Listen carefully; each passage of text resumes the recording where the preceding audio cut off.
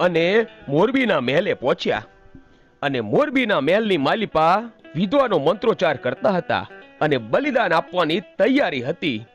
ત્યાં જ પુનિયા મામા આવ્યા અને મોરબીના રાજાને કહે છે કે મહારાજ થોભી જાઓ, તમારે તો 32 લક્ષણા પુરુષની જરૂર છે ને?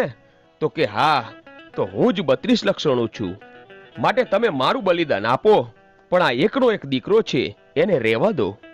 ત્યારે મહારાજ બોલ્યા કે આ દીકરો તારે શું થાય છે? મારે કઈ થાતું નથી, પણ એ બાઈ છે એ ભરવાડની દીકરી છે અને મારી બેન થઈ, અને ઈ બેનનો દીકરો એટલે મારો ભાણેજ થયો, અને તમે એને કાપી નાખો એ કેમ હાલે?